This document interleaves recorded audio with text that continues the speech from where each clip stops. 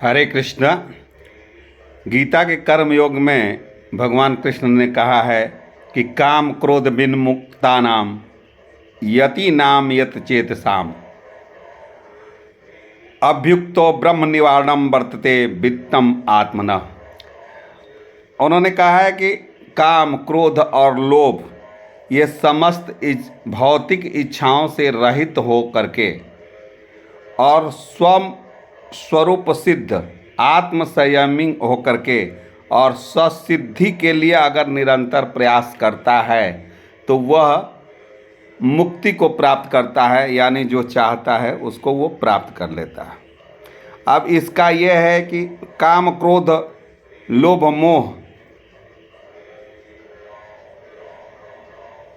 ये आध्यात्मिक जगत में है कि आप पूर्ण रूपेण छोड़ सकते हैं, लेकिन अगर भौतिक जगत में है, किसान है, तो आपको इन चीज़ों को आपके जीवन में ये काम, क्रोध, लोभ, मोह और ये भौतिक इच्छाएं रहेगी, लेकिन इनको एक कितनी नियमित मात्रा में, जितना आपका आहार आपको स्वस्थ रखने के लिए होता है, ज़्यादा खाते हैं तो आपके अंदर जो है रोगग्रस्त हो जाते हैं।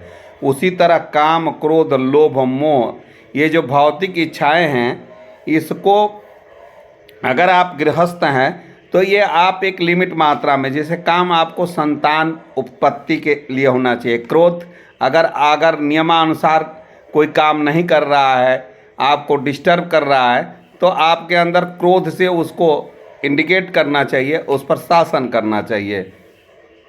जैसे कोई आतंकवादी है तो क्रोध कीजिए उस पर उसको सजा दीजिए, उसको दंड दीजिए। उसी तरह मोह, आपके प्रति, अपने परिवार के प्रति, अपने देश के प्रति लगाव होना चाहिए। और लोभ, जब तक आपको किसी चीज़ का लोभ नहीं होगा, जब तक, लोभ का मतलब किसी दूसरे को हड़पना नहीं, आपके अंदर ये हो कि भाई हम भी कुछ करेंगे, हम इंजीनियर बनेंगे, डॉक्टर बनेंगे, या हम धन उपार्जन करेंगे, बिजनेसमैन बनेंगे, सुखी जीवन जिएंगे और हम अपने परिवार को एक अच्छा भौतिक संसाधनों से पूर्ण रहेंगे, इसके लिए कर्म करना। कर्म के द्वारा माने समुचित मात्रा में इन सबों का आपके अंदर प्रविष्ट हो। नित्यम कर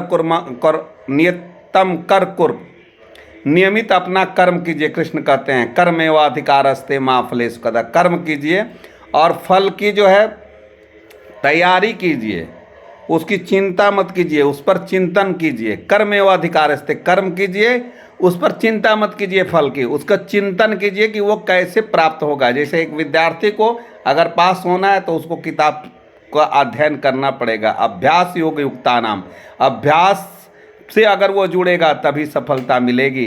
तो इन्हीं शब्दों के साथ कृष्ण कहते हैं कि नियतम कुर कर्मम त्वा कर्मम जायो ही अकर्मणा शरीर यात्रा या पे चाते न प्रसिद्धे जयते। आप अपने कर्म करना श्रेष्ठ है कर्म न करने की अपेक्षा। अगर आप गृहस्थ हैं तो आप नियमित कर्म कीजिए, कर्म से ही आपका दैनिक जीवन और आपका शरीर का यापन, आपके परिवार का यापन होगा। तो कर्मेवाधिकारस्ते माँ फलेषु कदाचन, केवल फल की चिंता मत कीजिए, कर्म प्रधान है। कर्म करेंगे तो फल निश्चित मिलेगा। भगवान तो एक बार माफ कर देते हैं, लेकिन जो जैसा कर्म करेगा वैसा ही उसको जो है फल मिलेगा। यह ध्रुव सत्य है, फल कभी निष्फल नहीं जाता है। तो कर्म का फल आपको मिलना ही मिलना है। तो इससे तो आप निश्चिंत रहिए, आप चिंता मत कीजिए कि क्या होगा क्या नहीं होगा। आप चिंतन कीजिए कि आपकी सफलता कैसी होगी, आप कर्म अच्छे तरह से कैसे करेंगे। भगवान आपको जो है कोई आकर के आपको देते नहीं हैं, भगवान आपके उस तरह विचार कर देते हैं, आपके विचारों में आते हैं, और विचार में आने से आप श्रेष्ठ कर्म करने लगते हैं तो आपके अच्छे दिन आ जाते हैं। और इसी तरह आप जो है श्रेष्ठ कर्म करेंगे तो मेन जो है इस जगत में श्रेष्ठ कर्म करिए, और कर्म करने के बाद फिर आपका जब मोक्ष की प्राप्ति हो तो काम, क्रोध, लोभ, मोह ये सब का धीरे धीरे मात्रा को त्याग करके और जो है परमात्मा से अपनी कनेक्टिविटी बना लीजिए। तो आपका जो है पूरा भौतिक और आध्यात्मिक जीवन दोनों ही सफल होगा। तो अभ्यास योग युक्ता नाम, केवल अभ्यास से ही जो है आप ये कर सकते हैं। और कर्म प्रधान है, कर्म करने से ही जो है, कहीं मंदिर जाने से आपको पॉजिटिविटी मिलती है, आपके विचार बदलते हैं, आपको विचारों में श्रेष्ठता आती है तो आपकी कर्म श्रेष्ठ होते हैं तो आपको फल श्रेष्ठ होता है। तो आइए हम अपने परिवार के साथ पुनः एक बार बोले श्री राधे कृष्णा। आप सभी का मंगलमय हो और शुभ दिन हो। मुस्कराते रहिए, हर हाल में मुस्कराइए। मुस्कराना आपका स्वभाव है, कोई भी परिस्थिति हो मुस्कराइए,